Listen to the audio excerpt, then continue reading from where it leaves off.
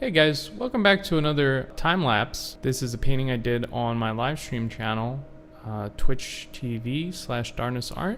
Come by and check it out live. Alright, so let's get right into it. I had a thumbnail, a little bit of planning of course, but you know, I try to keep the thumbnails quick, easy, and fun.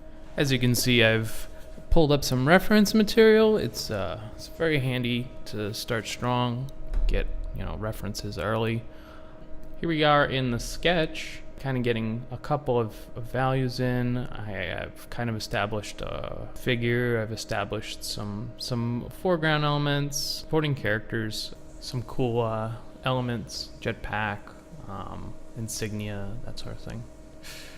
Kind of a color palette, or at least the start of a color palette.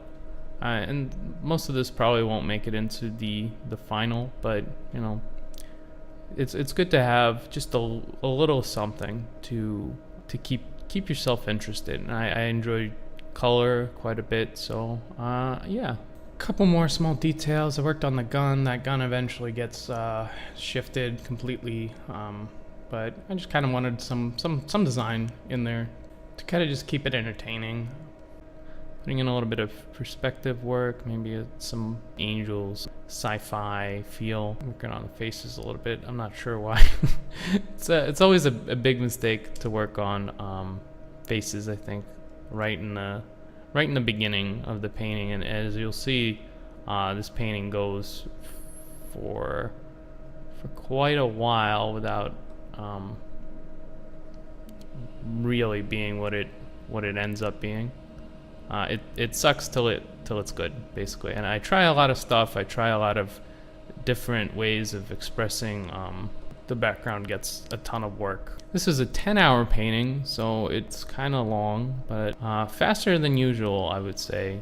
There's a lot of work that I had to do with the figures before they kind of made sense to me. I'm pretty happy with the gesture of the figures at the very end. Still a lot of work that I think I need to do to figure out exactly how to make that super believable figure deal. And I'm not sure how long that's gonna take me, but you know, here's hoping that I have that amount of time.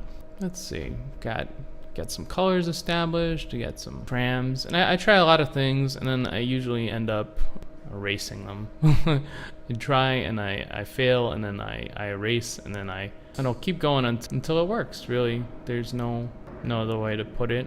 I'm gonna go crazy with the mixer brush in a minute or two. It's just a really great way of establishing background detail, implied detail. Once you have some sort of perspective in there, some sort of, the gist of it, just slapping the mixer brush on top. Really the way to go. I think for environments anyway. Minor details, it just seems to take over and work better.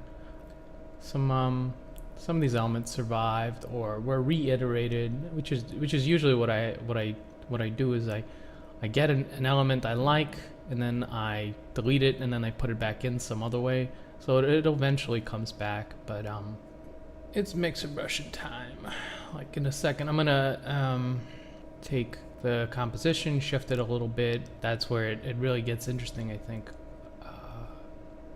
I'm always looking at these other environment painters, and I noticed that the best environments are the ones where I can't really tell exactly what I'm looking at, but the colors and the shapes, they allow me to imagine.